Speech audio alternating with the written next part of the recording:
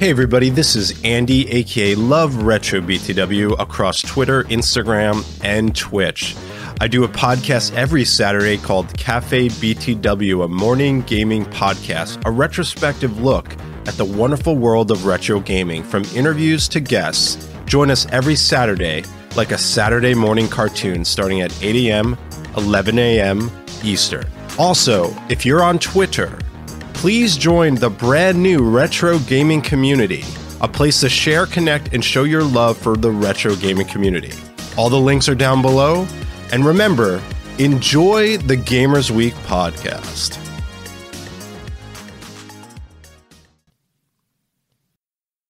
This time on Gamers Week podcast. Now, I did have two numbers here for the 3DO and Activision tip lines. Oh, let's call them.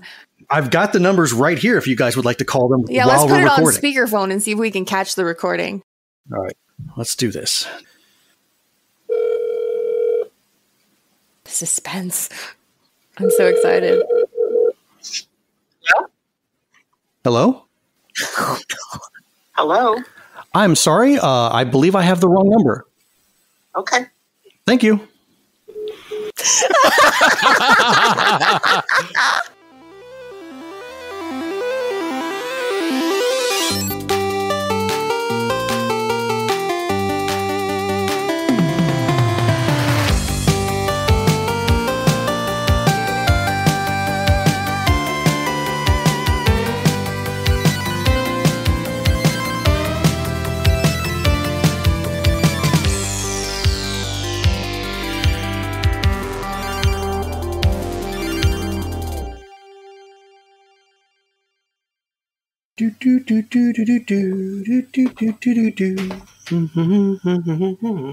Muppet Show tonight.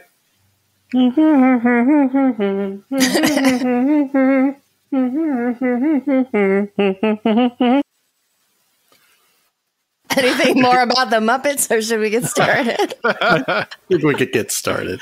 Okay. Welcome to Gamers Week podcast. Like the name says, we analyze the best, worst, and weirdest headlines of the past week in the video game industry. This is episode 22, and today is Wednesday, May 18th, 2022. Thanks everyone for joining us tonight. My name is Blue Williams, and I'll be your host for this evening. But I have with me my two co-hosts. My first co-host is not just president of the Kenny Loggins fan club, he's also a member. Danger Zone! How's it going? And my second co-host is a man who says his favorite item in The Legend of Zelda is the magical rod. Please welcome Giggity. Ryan Payne, aka Retro Game Brews, and the one and only Donnie G Retro. I'm all right. Ain't nobody worried about me. Nice. I like to hold my magical rod aloft and just look at it. What's wrong with that? Nothing. No one's judging you for that. All right, let's get the show started with our reviews, reactions, and requests. Kev Bayless, who we had on the show last week, says, have to say, your podcast sounds awesome and is really well put together with just the right balance of humor and info. Plus, you all sound so cool with your super cool presenter voices. Nuka Clips says, LOL, would have never thought yogurt was the key to doing Glacius's voice. Something like that. And Mike Backlog Knight says, hey, Gamers Week, I love your Gaming 101 segment, but would it be possible to sprinkle in Donnie G Retro's snapshot in gaming history featuring Nintendo Power every so often? That was such a nice mix-up the one time Retro Game Brews couldn't make it. And tonight we're going to be like Salt Bay. We're going to sprinkle in a little Donnie. Ooh, I think you're in for some treats. Multiple treats. But thanks for the compliments, Kev. That was really nice of you to say, and it was so fun having you on the show. We hope we can have you again. Do we have super cool presenter voices? Welcome to Movie Phone. Why don't you just tell me the name of the movie you selected? Presenter-ish. There we go, presenter-ish. We're very professional.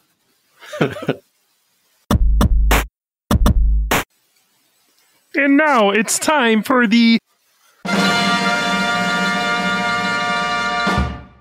very important poll. More Muppets. Kermit? What are you doing here? Every Monday on Twitter, we post our VIP very important poll. If you'd like to participate, follow us on Twitter at GamersWeekPC. I can't. That's about as much I can do. I was wondering when you were going to pass out.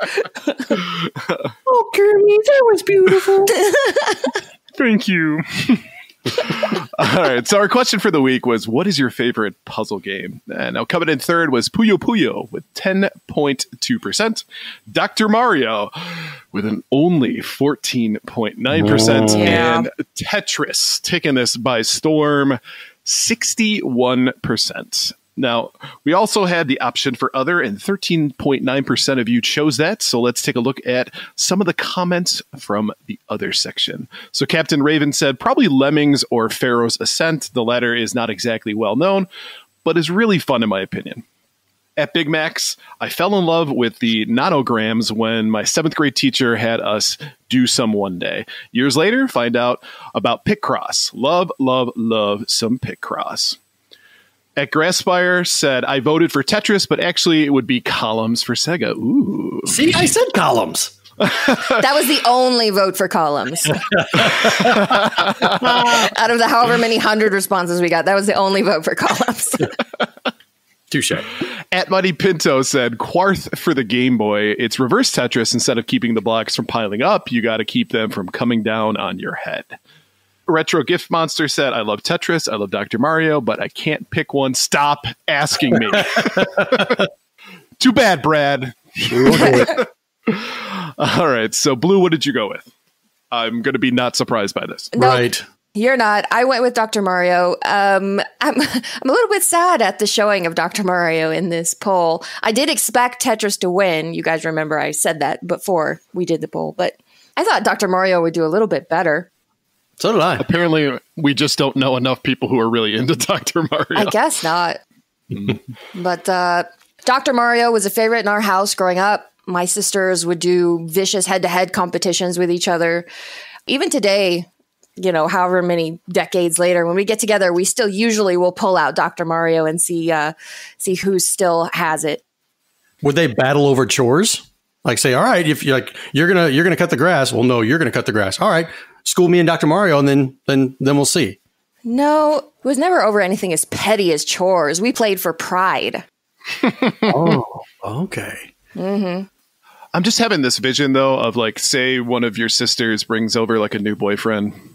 And, you know, there's the season boyfriend, husband sitting around watching the girls go crazy over Dr. Mario. And like one sister screams at another sister and the new boyfriend steps up to say, hey, you can't say that. And then the older spouse boyfriend's like, no, just let it go. First time. That probably happened, but I would have been too into it to really notice. It's like, yeah, fight. Donnie, what about you? What did you pick? For me, of course, no surprise, Tetris. I've been playing and practicing Tetris competitively for the past 3 years, I think.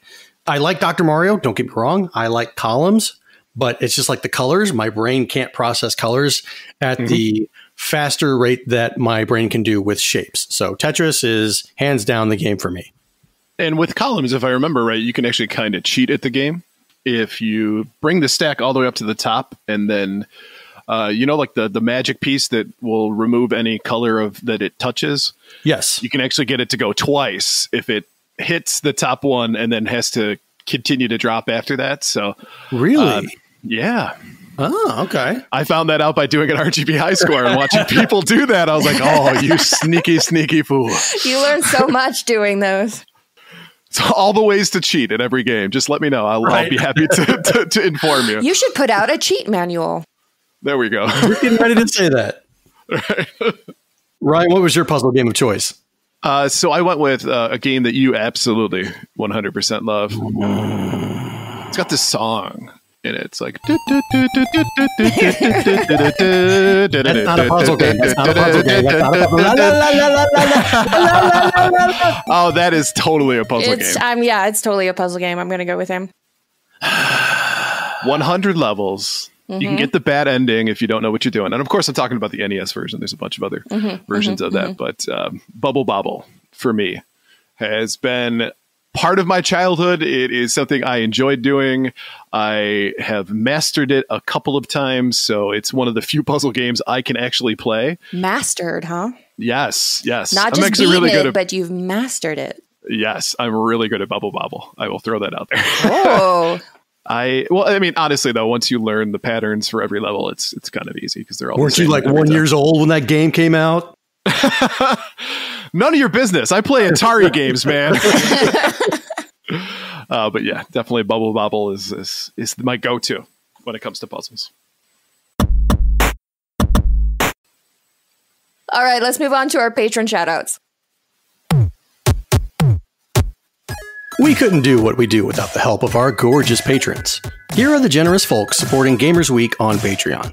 Zach, huge thanks. Random Retro Dude, Princess Kitty Mew Mew, Rai Rai's Secret Best Friend, Mega Retro Man, Gamatroid, Emo-esque, Bill Tucker, Rye-Bread's #1 fan, Fruitcake's #1 stan, The Wizard of Zardoz, Clayman71, Great Siaman 81, BNT Zillaguy, Geek With That, Crunchy Kong, Sheriff Snacks, Frank Grande, Love Retro BTW, Steven Sand, Terry Kinnair, Ducks in Disguise, Jim and Colleen, Games with Coffee, Davey PGH, and the Red Ox PDX family, including Shannon and Luke.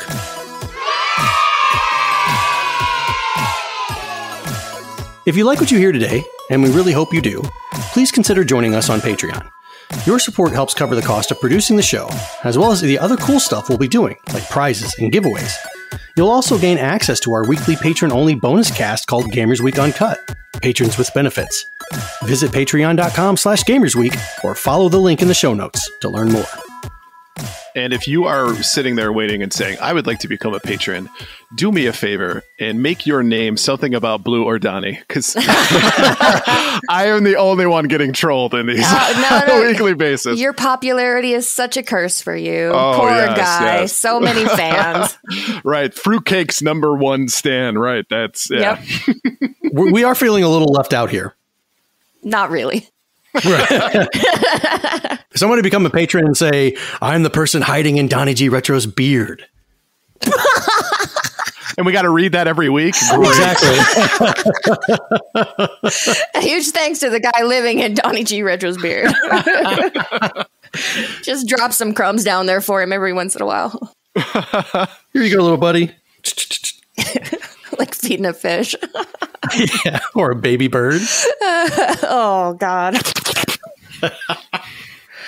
All right. On that note, let's move on to our headlines. And our headline segment is, of course, proudly sponsored by the Retro Game Club podcast. It's a fantastic family-friendly retro gaming podcast.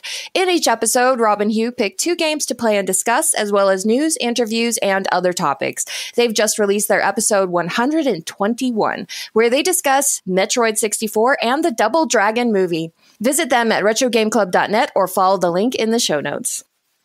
We're only 99 behind them. Yeah, we got this. Not a problem. Not a problem. All right. First up from Bloomberg, Saudi Arabia's public investment fund adds to game push with 5% Nintendo stake. Saudi Arabia's public investment fund took 5.01% stake in Nintendo Corporation, its third investment in a Japanese games company as the industry consolidates. The PIF, or Public Investment Fund, as the $500 billion fund is known, said the Nintendo purchase was made for investment purposes, according to a filing to Japan's financial ministry. That is the same reason it has given for previous investments, and the holding is set to make Saudi Arabia's fund Nintendo's 5th largest shareholder, according to data compiled by Bloomberg. A Nintendo spokesman said the company learned about the Saudi investment from the news report and would not comment on individual shareholders. Kyoto-based Nintendo reported lackluster financial results last week as the creator of Super Mario struggles to revitalize its 5-year-old Switch console and manage a global chip shortage. The company projected full-year operating income below analyst estimates and said it's expecting to sell 21 million Switch devices this year, shy of the 21.7 anticipated. Its shares have climbed about 10% this year. Saudi Arabia, keep your hands off my Nintendo. We got to be careful, right? We don't want to upset anybody. All right. Jeez. So a couple things come to mind after reading this. One, that the Nintendo spokesperson said the company learned about the investment from the news. How does that work? How is a company buying a 5% stake in Nintendo and nobody knows about it? I got to say that's BS. I got to believe that's BS. They're all just sitting there in the corporate boardroom, just like watching the news, like, Phil, you seeing this? Oh, man. Oh, yeah, man. They called me up. They said they wanted to put some money into us. And I thought it was a good idea, man. I mean, the more the merrier, right? God damn it, Phil. You got to read things before you sign them. Exactly. And I'm sure every employee at Nintendo sounds exactly like Phil. Probably. The other thing that I love about this is that the creator of Super Mario struggles to revitalize its 5-year-old Switch console, and its income is below analyst estimates, and it's not going to hit the full 21.7 million Switch devices sold this year. That's all very pessimistic look at Nintendo. Right. But I was looking at their financial report, because, of course, it's financial report season right now, basically, as all the companies are releasing their end of fiscal year stuff from March. Nintendo still had a gross profit of 946 billion yen, which is over $7 billion US dollars. So I'm not really sure what's the problem. It's down a couple percentage points, but it's not like the company's going broke. They also, at the end of 2021, surpassed 100 million units sold, 100 million Switch units sold. So, I mean, who cares if they only sell 21 million versus 21.7 million? Sorry, Nintendo, you're not getting any sympathy from me. No, I don't see what's the problem. Well, and the other thing is, like, they're talking about revitalizing the Switch. Does it really need revitalizing? I mean, you look at the game that just came out, which is Switch Sports. I've been playing that game a lot, especially bowling. I'm trying to get better.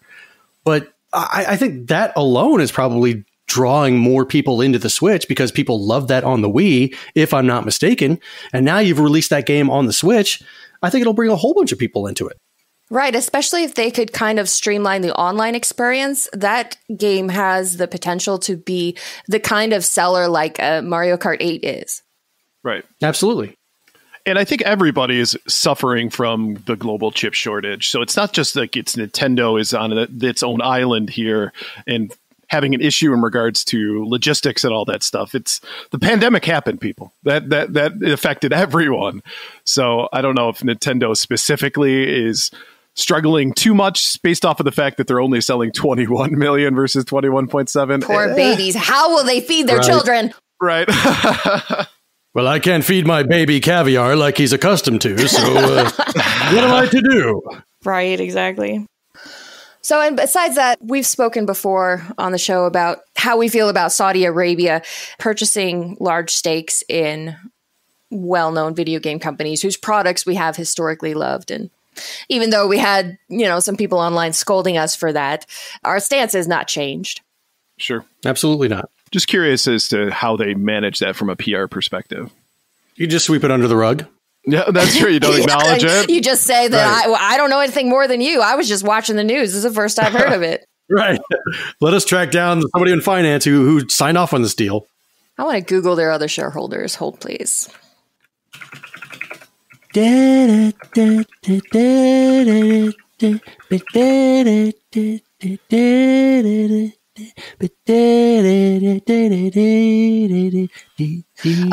the top 10 owners of Nintendo Company Limited: Fidelity Management and Research Company, the London Company of Virginia, FIAM LLC, Charles Schwab, Artemis Investment Management, the Renaissance Group, Pace Advisors Inc., Pender Fund Capital Management, Southridge Global Capital Party, and NWQ Investment Management Company. This is CNN.com. This is their list of the top 10 owners of Nintendo Company. It does not include Saudi Arabia. So I'm guessing this is an older list. But it's all large capital investment funds. Yeah, mostly companies that no regular person will ever have heard of. Right. Fun stuff. I feel more informed. Yeah. Yeah, I don't know how much discussion there really is on that topic, but it's good to be informed.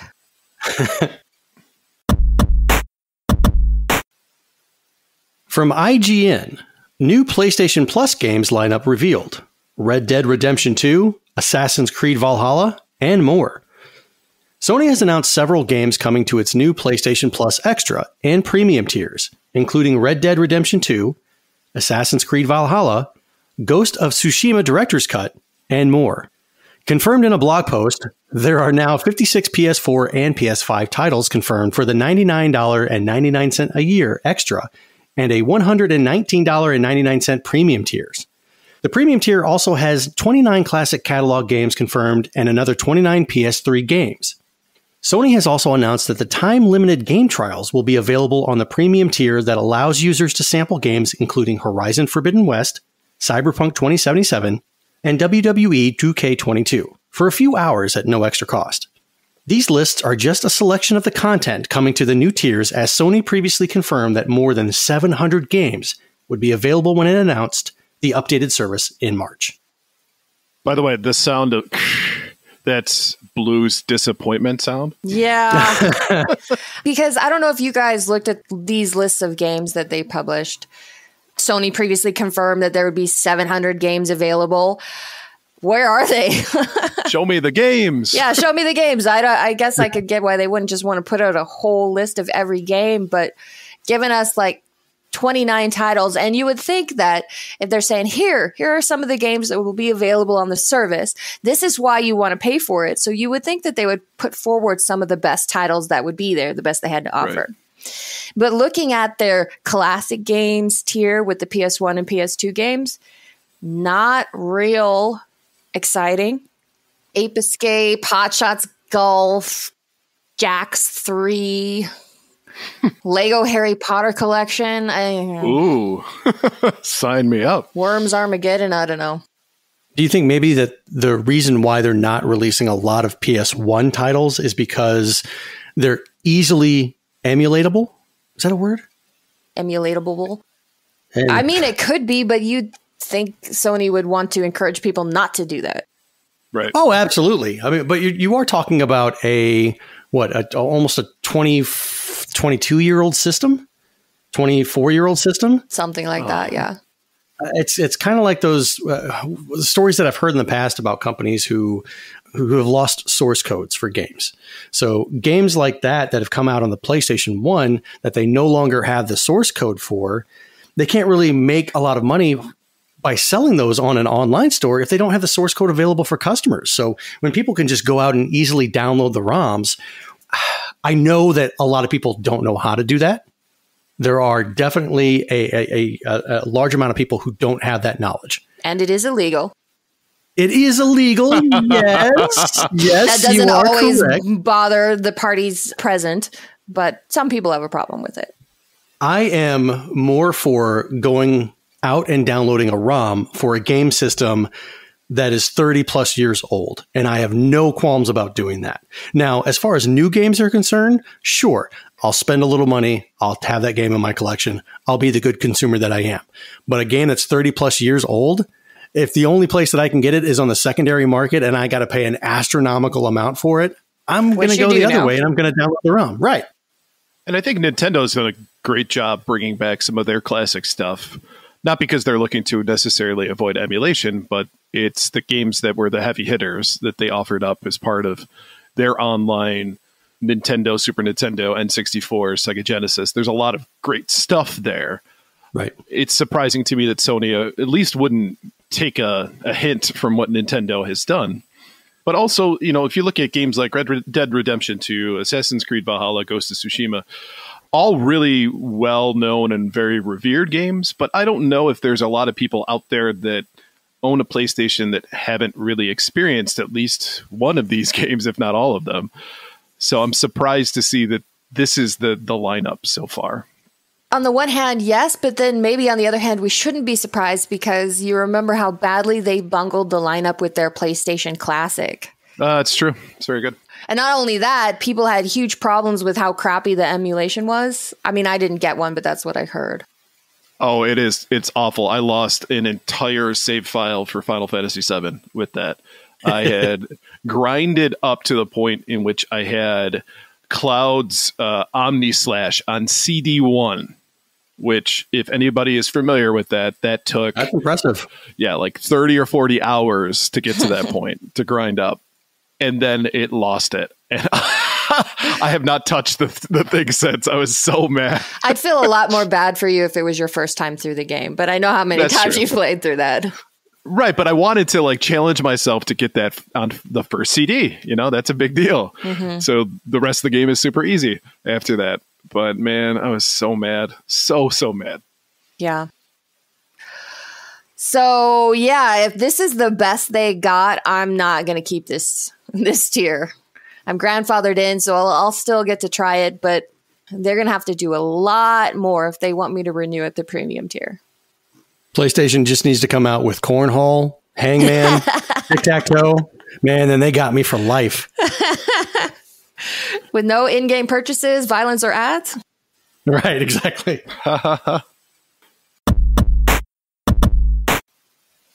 All right, next up from Axios, Activision's video game diversity tool draws backlash. Activision Blizzard's unveiling of a new software program meant to increase diversity in the casts of video games has become a textbook example of what not to do. The publisher announced the Diversity Space Tool last Thursday as a, quote, leap forward for inclusion in gaming, but by Friday evening had scrubbed those words and more from its online announcement as developers from the company began slamming it. The tool starts users with a blank graph and asks them to establish a norm in the middle for a character in a given game genre. It then has them plot out how different a given character is. It will create a larger shape for a character who is, say, non-white, queer, or has a disability. But the announcement, which included images of the tool that showed numerical values assigned to characters' ethnicity and sexuality, drew backlash online and across games media. It was labeled as mildly dystopian, creepy, and a glorified Dungeons & Dragons character sheet that makes no sense. One of the early architects of the tool says it was not meant to put a score on diversity or replace common sense when developers are making a character in a game. The Diversity Space tool is not being used in active game development, Activision said Friday. A tweet from the company president, Daniel Algary, last week celebrating its announcement has since been deleted. Wow. What a backpedal that has been. Right. No kidding. Well, the first thing I want to say is that they probably tried their best. They thought that this was a good thing, but then people will spot out a fault in anything, no matter what. So if Activision Blizzard is trying to do something good here, then people will say, well, you're putting these kinds of labels or these numbers on this because it's not the standard. It's not the norm. So I kind of get that person being upset and seeing that. But like I said, people are going to find a fault with anything. And it's probably not what was intended. It's probably not what was intended, but I saw a reaction to this that I think explains it really well is you don't put diversity in the games with a character tool like this. You put diversity into games by hiring diversity behind the scenes. Absolutely. By hiring diversity among the people who make the games. And to me, this kind of feels like one of those things where Activision Blizzard is trying to say, no, look, we're taking diversity seriously, but only on the surface. We're not making the actual changes that a company needs within its culture, within its manpower, so to speak, to create the kind of outcome that people want to see from them. Right. Absolutely. I mean, what you're talking about here is that they know that their reputation right now is in tatters for a myriad of different things that they've done. So this sounded to me like this was a great opportunity for them to have a PR move or like, hey, look at us. We've done such a great thing for the community.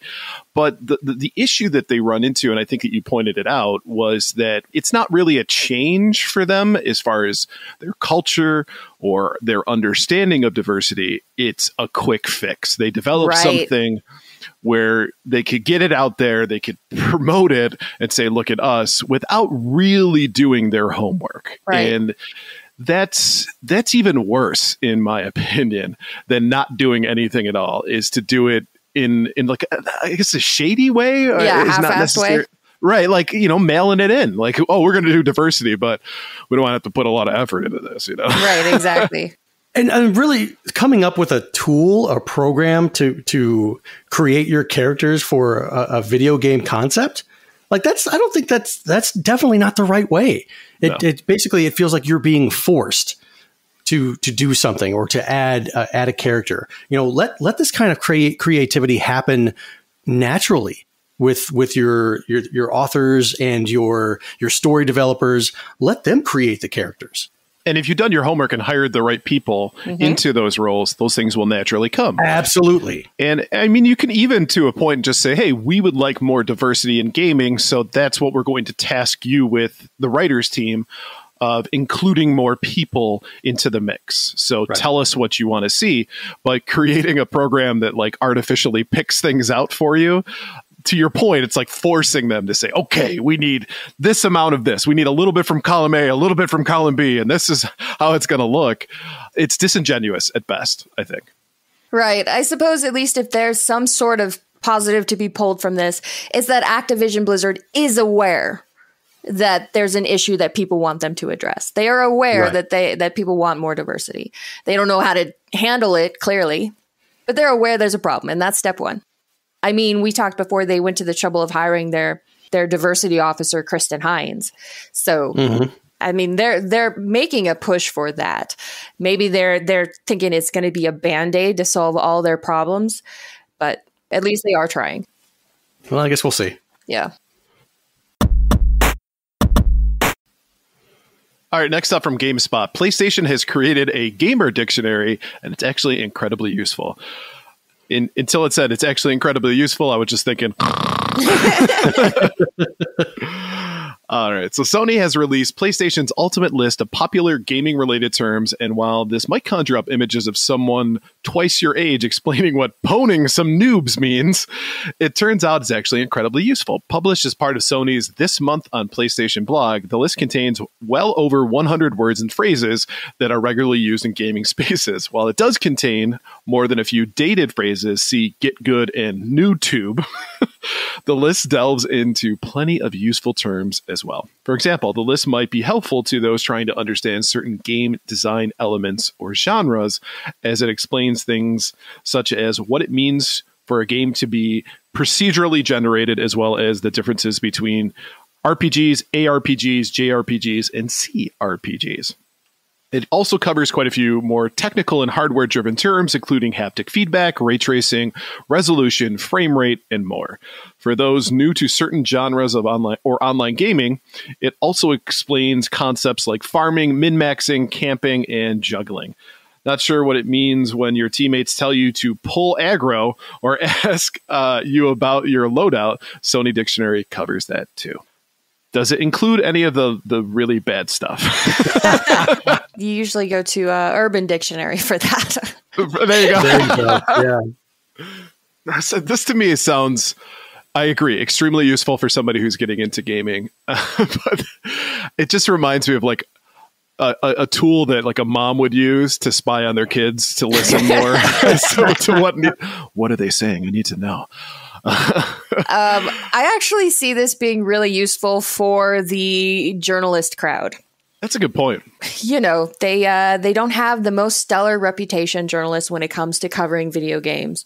And usually they're accused of not knowing what they're talking about, of not being good enough at the game. So I think this maybe at least gives them a fighting chance. Maybe it can help PlayStation make sure that their games are review a little better.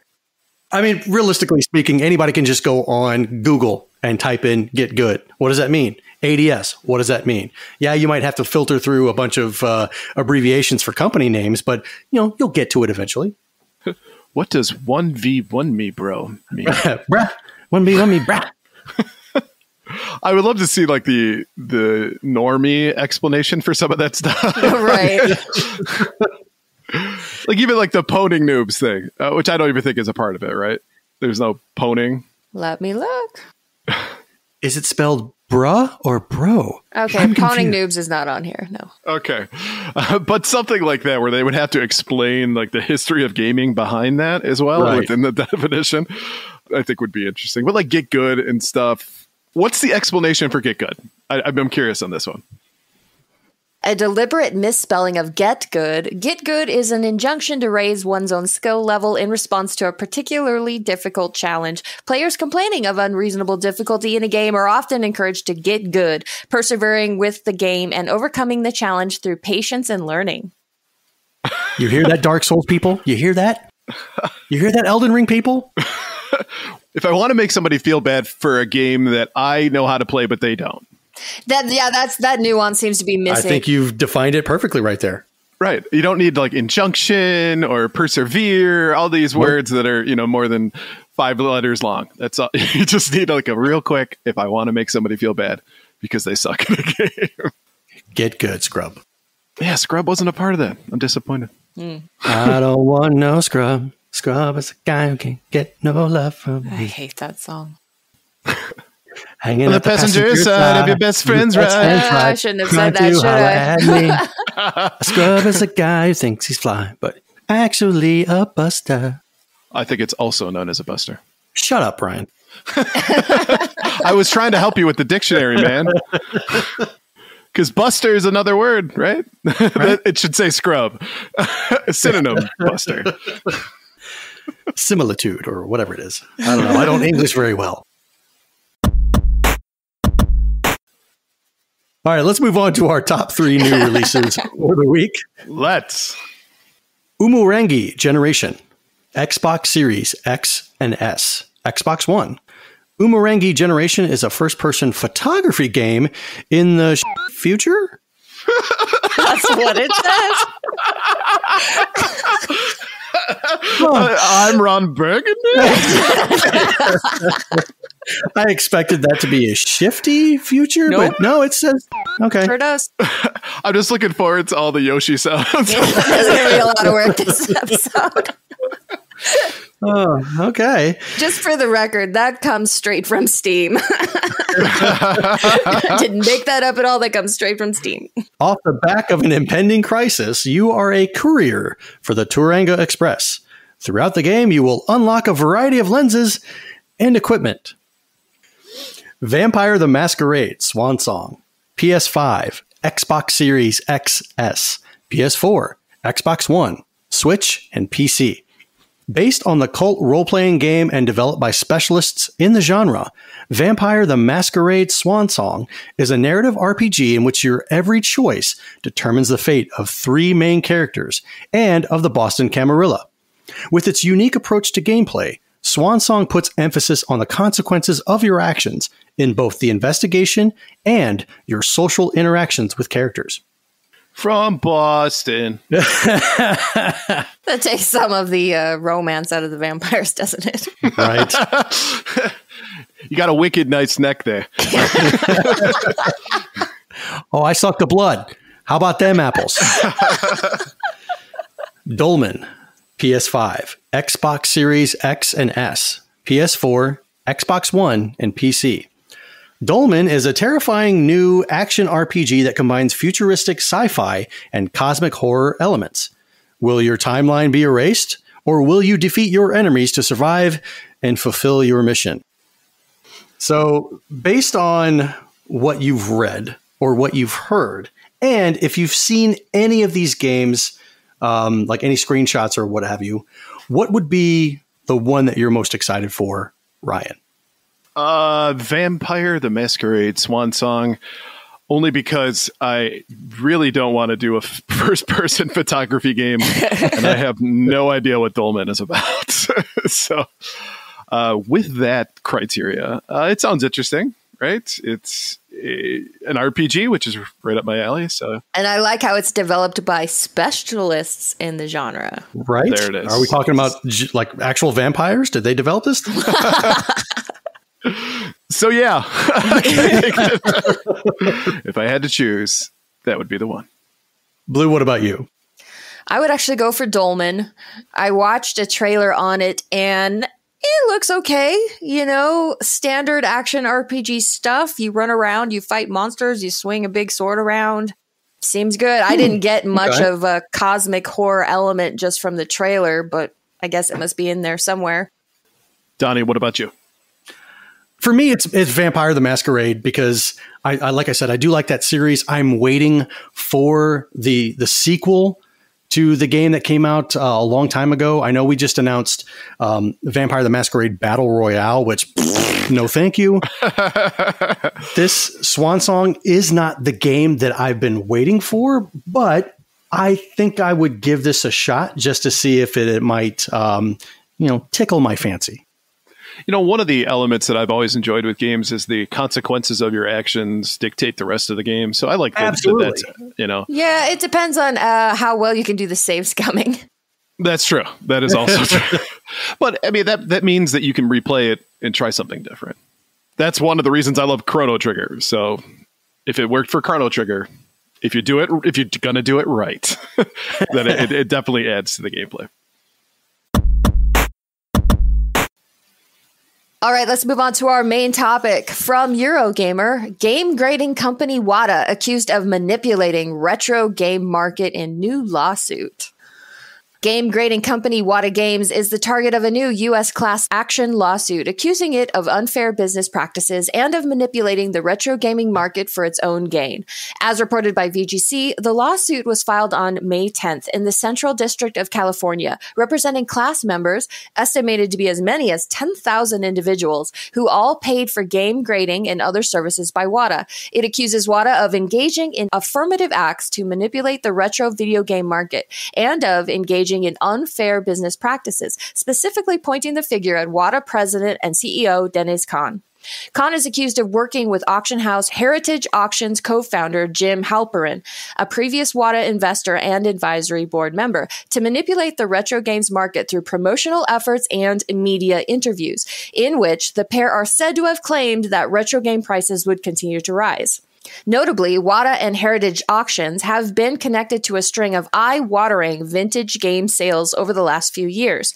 A pristine sealed copy of Super Mario 64, rated by Wata and auctioned by Heritage, sold for $1.56 million last July. And just several weeks later, a copy of Super Mario Bros., handled by the two companies, sold for a record-breaking $2 million. Prior to Wata's entry into the market in 2018, as noted in the newly submitted court documents, the previous record was held by a copy of Super Mario Bros., which sold for $30,000 in 2017. Just a year after Wata's founding, though, another copy of Super Mario Bros., graded by Wata and sold by Heritage Auctions, sold for $100,150. The lawsuit alleges it was actually Heritage Auctions' Jim Halperin, along with two other men, that bought the game. The lawsuit also highlights that Wata and Heritage both benefit financially from grading and game sales, meaning they stand to benefit considerably from a rise in market prices. Wata, for instance, charges a percentage of a game's market value when grading it. It would stand to make over $20,000 from a game valued at $1 million, according to VGC, while Heritage charges a 20% buyer's premium and takes 5% from the seller. Heritage Auctions benefited by earning more commissions from sellers and buyers, the court documents claim. Halperin benefited from the value of his game increasing. Wata benefited by the increased notoriety and increased demand for grading services. Also, the increased value of the games allowed Wata to charge even more for its grading services, since prices were tied to values. Yet the relationship between Wata and Heritage Auctions was still unknown to collectors. Meanwhile, video game collectors rushed to send in their own sealed games into Wata for grading, believing they could sell the games for profits as the market soared. Unbeknownst to collectors, Wata was massively bogged down by the rush. Still, the company advertised false and overly optimistic turnaround times on its website. Customers were not notified of the delays in advance of their purchases. Wata continued accepting orders and payments from customers. Elsewhere, the lawsuit also resurfaces allegations Wata employees have been selling Wata-graded games in breach of the company's own fraud and conflict of industry policies, an accusation levied at Wata chief advisor Mark Haspel last year. So what's interesting about this is that there has been a lot of heat that Wata has been taking for the last year or so. And most of that heat actually started with a video by a YouTuber by the name of Carl Jobst. Are you guys familiar with him at all? Vaguely. He is an interesting fella. He does like he exposes cheaters in speedrunning. He hates and has been sued by Billy Mitchell. Well, who hasn't been sued by Billy Mitchell? Right. I haven't. Nice. Not yet, at least. Not yet. But after today, maybe. Right. But I think it was like August or so of 2021, he made a video saying like exposing fraud and deception in the retro video game market. And he tied a lot of these things together, heritage auctions with Helperin and Khan working together, their media appearances, all the things that were kind of outlined as some discretions. And then he made a second video talking about how the scam has gotten even worse when it comes to it. I think it was in December of 2021. So I'm interested to hear whether or not that has had any influence on this class action lawsuit, but it really goes deep into what happened here. And it sounds like Heritage Auctions, and especially Jen Helperin, has been involved with schemes like this before. It's, if I remember right, the video talked about he was involved in, I think, the rare coin market, where he was kind of doing like a pump and dump scheme where he was inflating the prices of graded coins and then dropping out. And if it's interesting too, if you look at the graph of graded coins, it increases as soon as he starts getting into the market. And then once he got caught, it drops drastically. So the market like fizzled out and is actually kind of devastated by his actions in that, because there's a lack of trust and integrity involved with it. That scares me when it comes to the retro market. If what they've done is something similar, maybe a crash is coming up. Not saying that, but it could certainly be a result of that. And how is it that somebody who was involved with something like that in the 80s is still able to run an auction house today? That is one of the biggest questions that I have. Because nobody knows. Well, and that's it, is that nobody does their research into that stuff. And it's interesting. There are certain characters that are involved with this that obviously have a stake in Wata, but won't claim that they do or that they're not involved in the money-making aspect of it. But there's a lot of shady stuff happening with Wata, and I am going to be one of many who are celebrating the fact that maybe some comeuppance is coming their way. Yeah, I'm not a person who collects for money or investment. I just collect for enjoyment. But over the past 5 years, it's only been 5 years, and watching this over 600% increase in the way these games are going, from $30,000 was the record in 2017 to $2 million, the most recent record. That's nuts. I think it's actually more than a 600. It might be a 6,000. 6,000% increase. That really makes my point even more. Right. Ridiculous. Absolutely ridiculous. It doesn't really affect me, of course, but we used to be able to go into the local retro shop and buy a lot of stuff. Right? Stuff was always so affordable. And now it's like you have to pick one thing. Right. And that's all you can get because everything is so expensive now. To your point, Blue, I don't know if the fact that the retro games that are not graded, I don't know if their increase in value or their prices are a direct result of people getting their games graded. I don't know. You don't think it's like a trickle down effect? I really don't know. That's something I'd have to do a little bit more research on. I think it's mainly because retro gaming is very popular. These games are getting more and more scarce to find, and people realizing what they have and that people will pay a decent amount of money. Collectors will pay a decent amount of money for these things. I don't know if it's directly tied to a game being graded and auctioned off. And that's let me talk on that for a second. You have an auction house, or not an auction house, but Wata, who charges people a percentage of the value of a game. Yeah, that's shady. Well, a company, PSA, they do the same damn thing. PSA, Beckett card grading, they will take. So I've got a couple of baseball cards that I've wanted to send into them. I've got 2 Mike Trout rookies that I want to send into them and get graded. But the projected value right now of those cards raw, like maybe $2,000 a piece.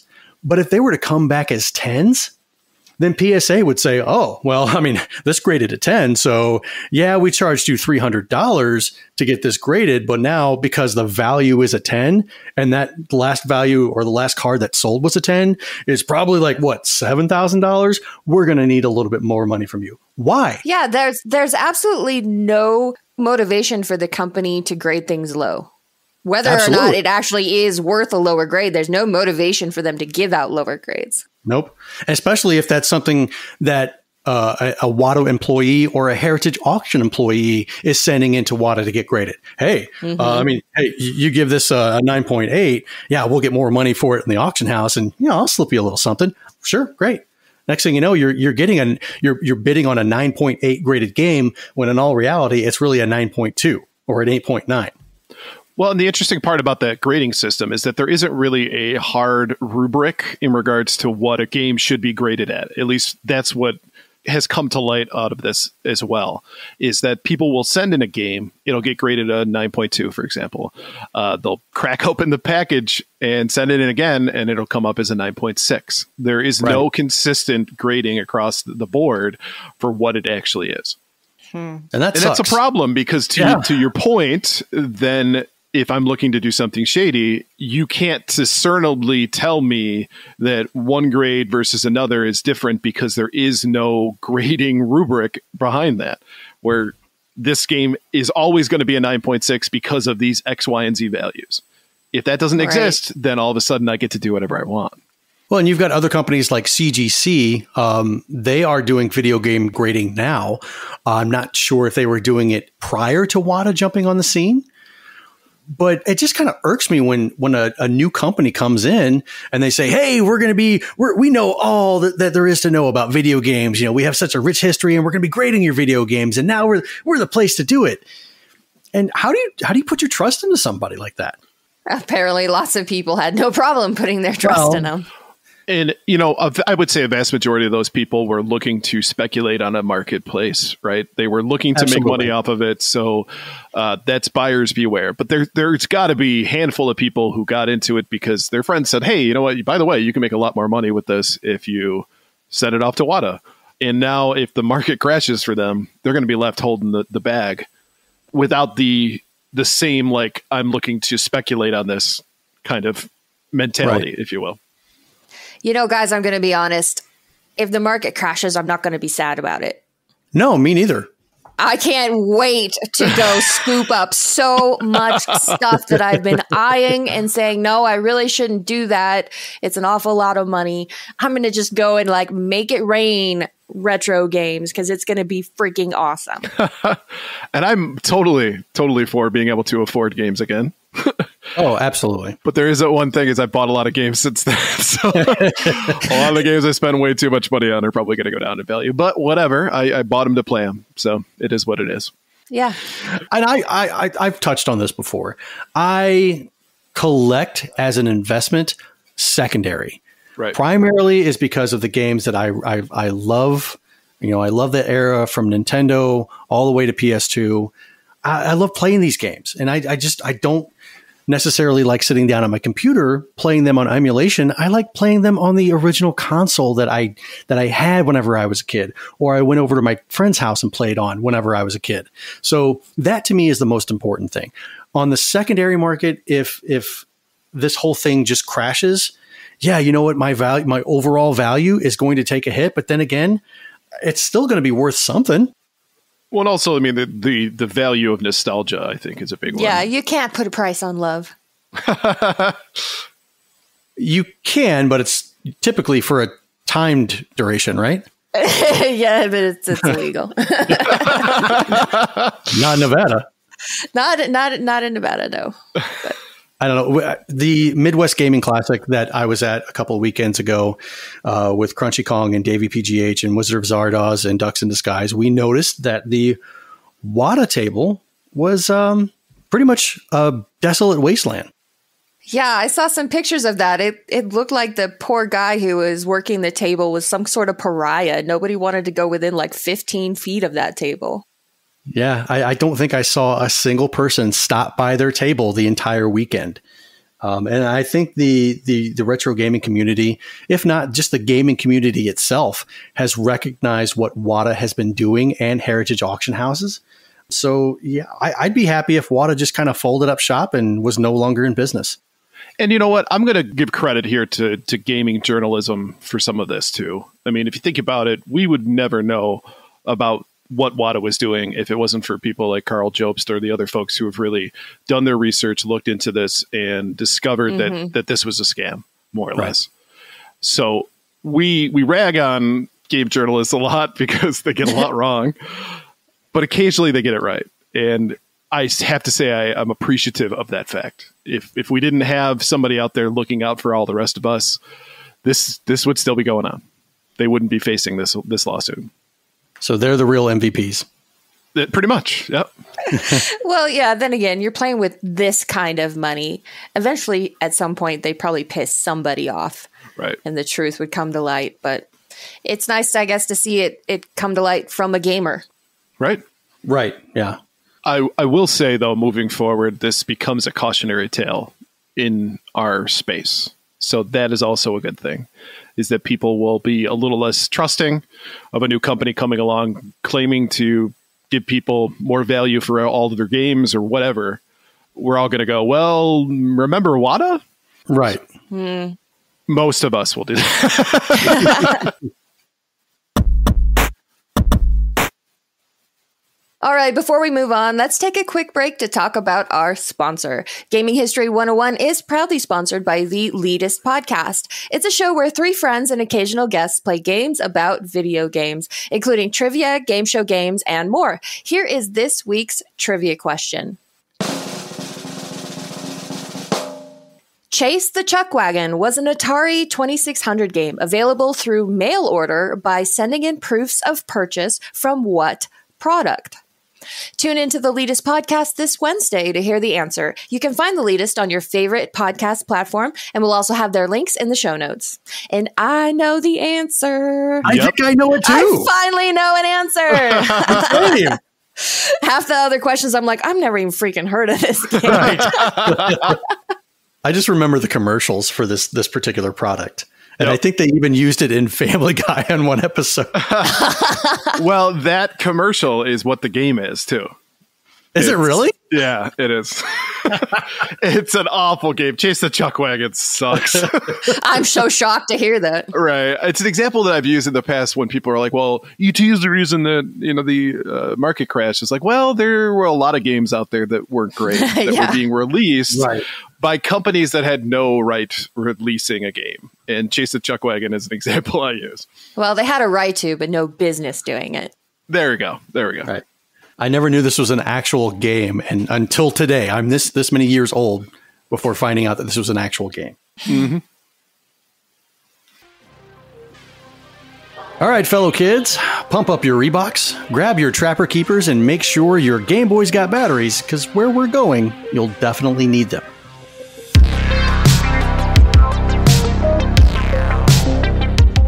Welcome to the Retro Rewind. This week in gaming history, we take a look back at what was going on in May of 1996.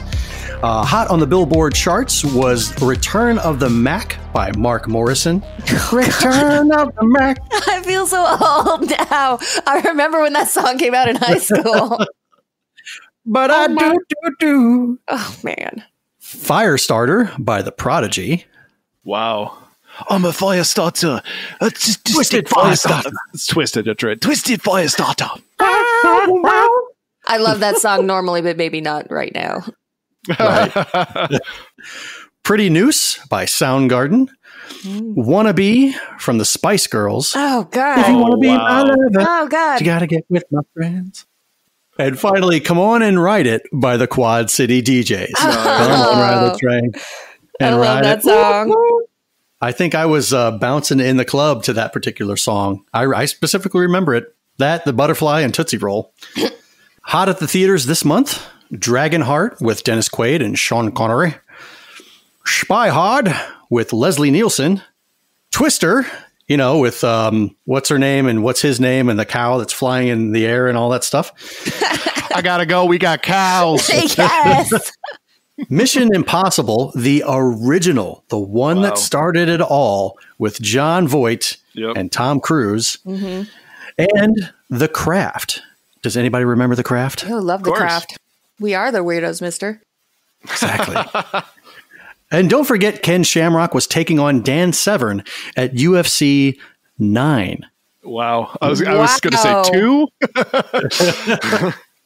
What's the UFC's up to right now? Like 5,000? Great question. So if you thought people complained about the high prices of video games today, you'd be comforted to know that we were complaining back then too. In 1996, SNES games were still being made, but they weren't selling all that well. Companies were still charging close to $70 for a new released game on the SNES. Would you pay that much for a new game on an old system? Another article touches on the same subject, but focuses more on buying a used, newer game to offset the cost. Think GameStop. The author advises to be careful as there typically is no warranty with buying a used game, and often those games are missing the manual. Who needs a manual to play a video game? One of the reasons provided for the high cost of older games was the fact that consumers were flocking more towards newer hardware. So if a video game comes out for an older system at the time, and let's just say it's Super Mario RPG, yes, it might sell, but it might not push as many units as you'd think due to newer and more popular systems taking a huge chunk of money out of the consumer's wallet. Piracy was also cited as being one of the factors for increased steady prices for newer games due to huge losses taken on by such companies as Nintendo. I don't understand that. People are pirating our games, so let's make them more expensive to increase the motivation to pirate the games. I know it's stupid, basically forwarding that cost onto the consumer who actually would be willing to pay doing you. it legally. Yeah. Absolutely. It's like, come on, screw me, right? Mm-hmm. Do you guys remember that we had 900 phone numbers to call for gaming tips? I do remember this. Though I never dared call one. I wanted to live. We paid for it and we liked it. We loved it. You might get a pre-recorded message if it's a very common question, or you could talk to an actual live person and get cheated when it's just a janitor answering the phone and he doesn't know anything. So this month's edition of GamePro gave gamers a very valuable resource, which is a directory of all of the available 900 numbers to call for each company, times they were available, and how much it would cost you in ass whippings to call them. This phone number is 5 ass whippings per minute. What was the most expensive? If you have to ask, you can't afford it. That's a good one. I'm going to guess it's Nintendo. Well, so some of the prices on here were 95 cents a minute, 75 cents a minute, $1.25 a minute. Jeez, who's that? That one was Interplay. Oh, no kidding. Yeah. It was, they were open 24 hours, $1.25 a minute, which I'm assuming is the first minute, and 75 cents each additional minute. Now, I did have 2 numbers here for the 3DO and Activision tip lines. I was going to call them, and then I got old man brained, and I forgot about them. So, ooh, let's call them. Let's call them. I've got the numbers right here if you guys would like to call them. Yeah, while let's put it recording. on speakerphone and see if we can catch the recording. It's going to be a porn number. I know it. All right, let's do this. Now, it's not a 900 number. Suspense. I'm so excited. Hello? Hello? I'm sorry. I believe I have the wrong number. Okay. Thank you. Well,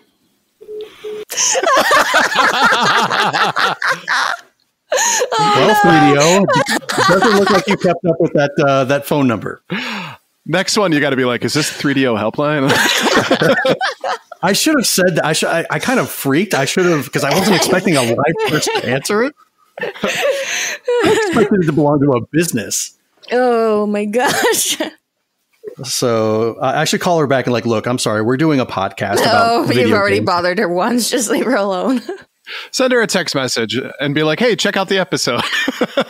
You know, your phone number belonged to a popular video game company back in the 90s? Okay, so this one was the old Activision tip line. Let's see if it still goes to Activision. Calling now. Ask them about their diversity thing. We're sorry. You have reached a number that is no longer in service. Oh, that's the sound of disappointment. Bummer. I expected to hear that on the first one, not a live person. But I love the plot twist. That was great. All right. She's like, hello. I'm like, hello? What do I do? We're making crank calls on the Gamers Week podcast. This is quality content right here. Join our Patreon. So in the news, Atari merges with JTS Corp., a manufacturer of computer disk drives, essentially ending its video game industry run for the time being. Right. Sierra Online merges with CUC International, and the N64 launch is delayed until September due to hardware production, actually announced in February of that year. See, they had console shortages back then, too. Hot at Blockbuster this month, on the PlayStation, Resident Evil. And on every other console like the Saturn, the Genesis, and the Super Nintendo, College Slam. Think NBA Jam, but with college players. Gee, I wonder which game won that. Hot at the arcades, War Gods, which is a full 3D fighting game. I've heard of it, never actually seen it in person. Yeah, me neither. Street Fighter Alpha 2, and NBA Hang Time, which was the predecessor to NBA Jam. Yep. Also released this month, Super Mario RPG gets a whopping 5.0 in all categories in this month's edition of GamePro. Now, I know what you're asking. What are the 5 categories? Well, they had graphics, sound, control, fun factor, and challenge. The final Mario game published on the Super Nintendo Entertainment System, Super Mario 64, would be released 4 months later when the N64 gets released in September. Square announces that they will not be developing games on the N64 at all. Ooh. Plot twist. Controversy. Instead, opting for the PlayStation due to the storage capacity that's available on a CD-ROM as opposed to a cartridge. Mm-hmm. And I think at that point, that's when everybody started going towards CD-ROMs, except for Nintendo, who's still stuck with carts. Yep.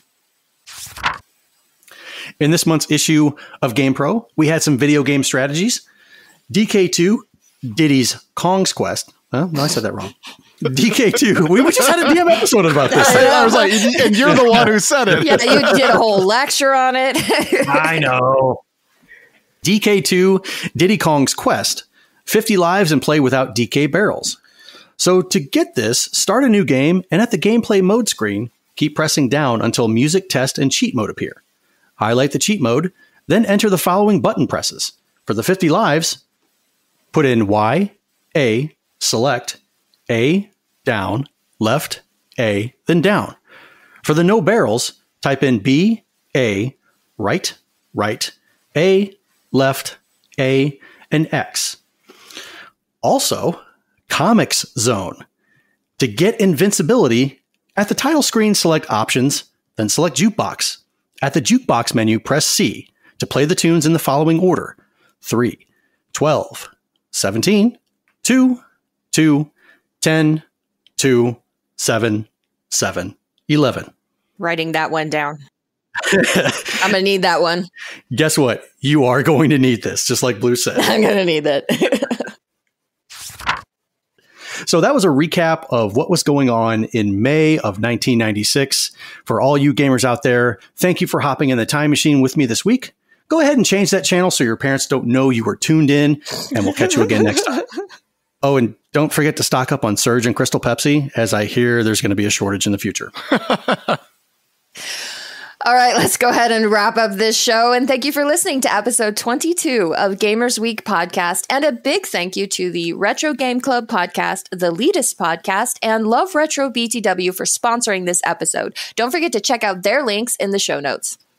If you want to connect with Gamers Week, follow us on Twitter at GamersWeekPC, email us at gamersweekpodcast@gmail.com, visit our merch store at gamers-week-podcast.creator-spring.com, or if you want to do it the easy way, follow the link in the show notes. Join us on Patreon at patreon.com/gamersweek. And finally, since you made it all the way to the end of this episode, please leave us a rating and a review to let us know how we did. We really do value your feedback. And while you're there, consider subscribing on iTunes, Spotify, or your podcast platform of choice. That's all for us tonight. Thanks again for tuning in, and we'll see you next week. Good night, gamers. Oh, Kermit. I think I've had enough Muppets. Blasphemy. Blasphemy. Not if they heard what you guys were saying before the show. Which they never will. They never will. Tastes like bacon.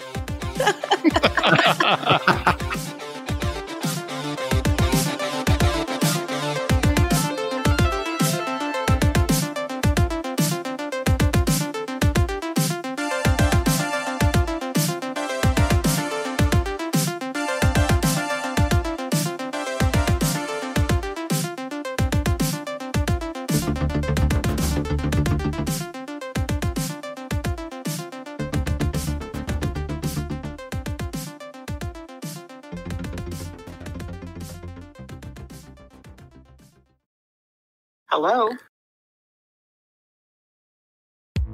Welcome to Gamers Week Uncut. Welcome to Gamers Week Uncut. Welcome to Gamers Week Uncut, patrons with benefits. This is the unscripted, patron-only bonus cast with less editing and more dirty jokes. We don't know where the conversation will go, but we're sure it will be weird. This fish just went right on my nipple, and I'm just like, I Google Street Fighter 6. The first search result that comes up is people think they can see Ryu's dick in the Street Fighter 6 reveal. Listen up here, kids. You're not going to want to get one of those VD-STDs things, right? Make it fall off. When you go, grab a pro. You'll be doing it for America. that was perfect. If you want to hear weekly episodes of our patron-only bonus cast, join us at patreon.com/gamersweek.